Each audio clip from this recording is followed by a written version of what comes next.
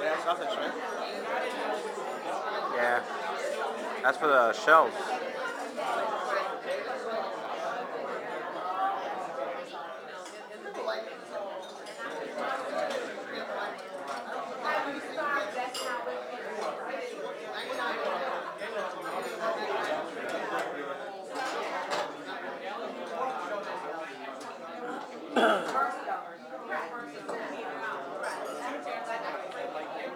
Pretty cool, huh?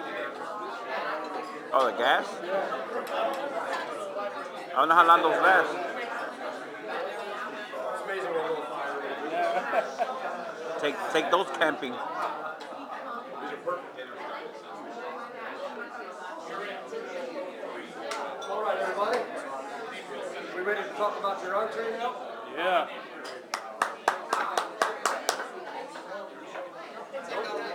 It's not. Only me, Brad. Only me. I'm ready.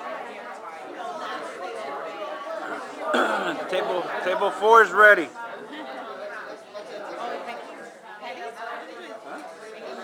Smell the sausage? Oh, that's what I was asking. Fennel sausage? What did we make it out of? That's what I wanted to know.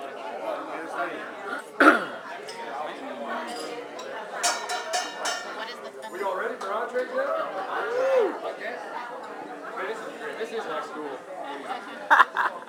All right, ladies and gentlemen. Now we can talk about the big course, the main course that we're coming into. This is Chilean sea bass. This is an excellent fish. This is probably my favorite fish of all. It's not a real strong fish. It's a nice flaky fish. But it doesn't make you think you're eating a piece of fish. It's almost not steak-like, but it's pretty close. But this fish takes on flavors of everything that you cook with it very well. So if anything that you put with it, it marries very well with it. What we're doing today, little fresh fennel sausage. You guys will see me use my hands a lot with this. I do have soapy ones. Your hands, to me, are your best tool. Burns, they happen, but they go away. What I got going starting out right here is fennel sausage. I might. Just so I can remember what I'm doing. I got some fresh fennel sausage. We actually make this in-house. Fresh sausage. In-house, yeah. I mean, we actually make this here, and we make this the day before we're going to use it. This has basil, oregano, fennel, fresh fennel, and dry fennel seeds. So you really want that to sit for about 24 hours so that it'll soak into the pork. And I use an extremely lean pork. This is about a 95.5. So it's 95% ground pork, 5% fat. Just to give it a little bit of moisture and to hold it together so it doesn't crumble like a loose meat sandwich. What we're using here, and I know some people will correct me on this, I say cipollini, some people say cipollini. It's a little bit sweeter of an onion. It doesn't overpower everything, and it doesn't make you cry when you cut it.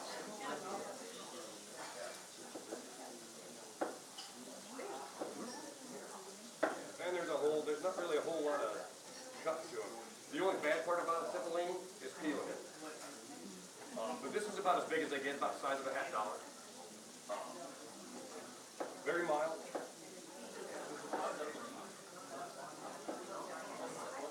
Cipollini or cipollini, depending on where you're from. Yes.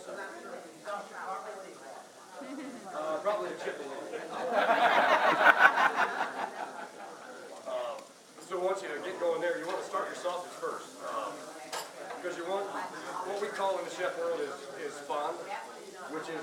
stuff that sticks to the bottom of your pan. That has all kinds of flavor from every spice, every herb, the garlic, and the oils and the sauces. So you really want to You don't want to I won't because I had a non-stick pan.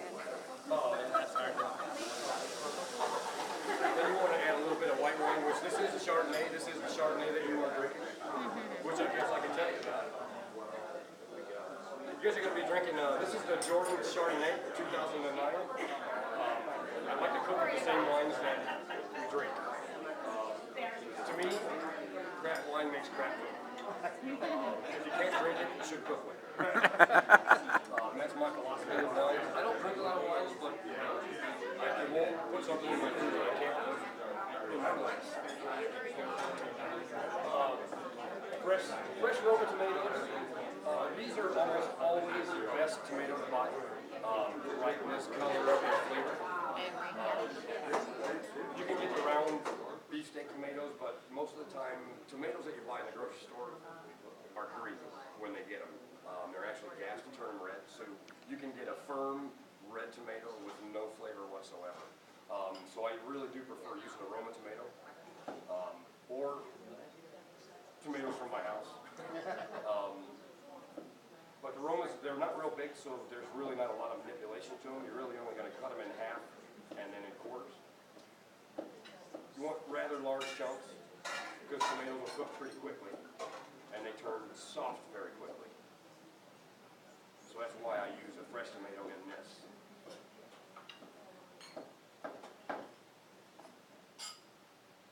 Got a little fresh cilantro. That's something that we'll put in at the very end is the fresh cilantro.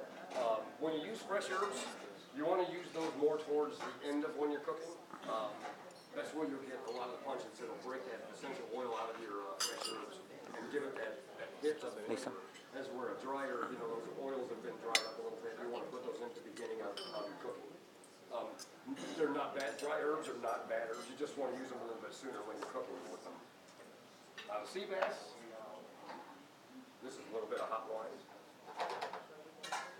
Build it with wine, salt and pepper as we go, of course. Where do you get your sea bass from? I buy it from Supreme Lobster. All right, a Bolingbrook company.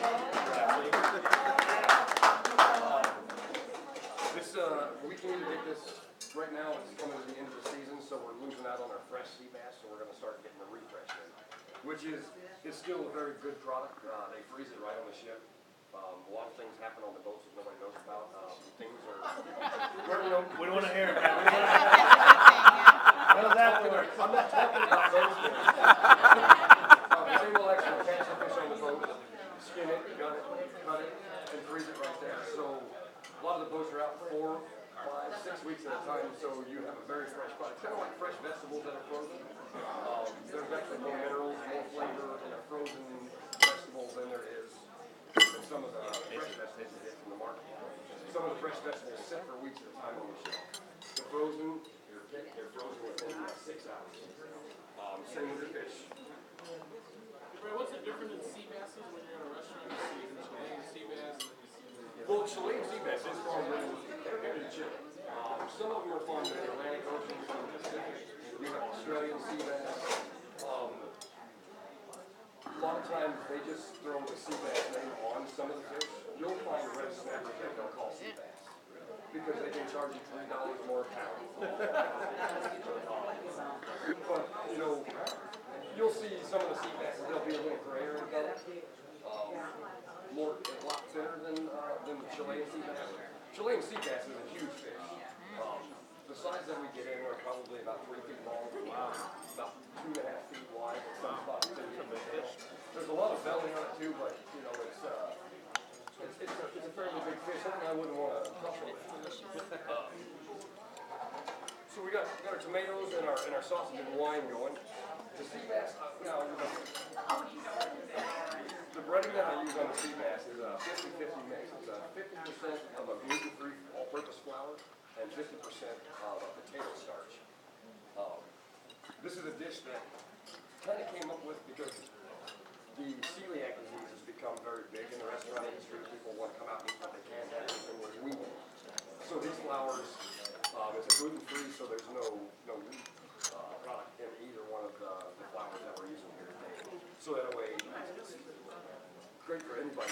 That's one of the things that I've tried to do in the last couple of years is invite everybody. I mean, everybody should be able to go out to eat dinners. It's terrible to have some of the diseases that people have with nut allergies and things like that.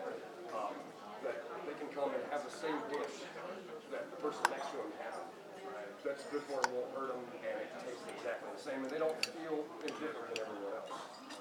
So it really, that's been one of the things that a lot of people are on the health food thing. I just want to make sure everybody that comes in can have the same dish, so we don't have to serve somebody a plain chicken breast when everybody else is having a piece of sea bass. See, as you get going, the aromas, they hold their shape very well. It's a nice, firm tomato, not a lot of seeds, not a lot of pulp. So you get a lot of meat out of your tomato. Just pure flour. Oh, good, they're serving it too, so you guys will be able to eat while I'm going.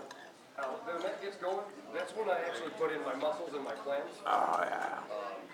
That's the best part. If you guys ever go to buy clams and you see them open, that doesn't always mean that they're dead, but you always want to buy live clams. If you find some that have opened a little bit, tap them on the top.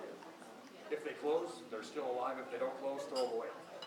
You don't want to eat a dead mussel or a dead clam. You want them alive when you cook them, unless they're a frozen one. But they should always be alive. And see, once you get them with a little bit of steam, they start to pop. And they'll start to open up. Then you know they're starting to cook. When they fully open up, you know they're completely cooked. There's really no time limit for clams and mussels. You want to make sure they pop. And when they do open, that means they're done.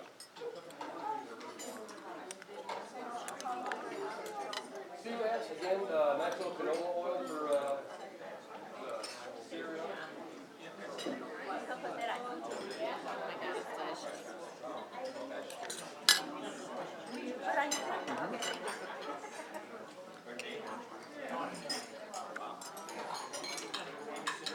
Is that clams? And if you run out of liquid, just add more wine.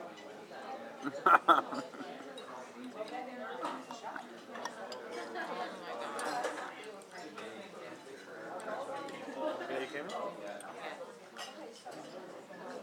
That's talking about shooting at McDonald's. Anything they got going on here is good. That's good. Golf girls? Like it, babe? That's what you missed out on last time. This is also one of those weird dishes that you can do in one pan as well. You can do your tomatoes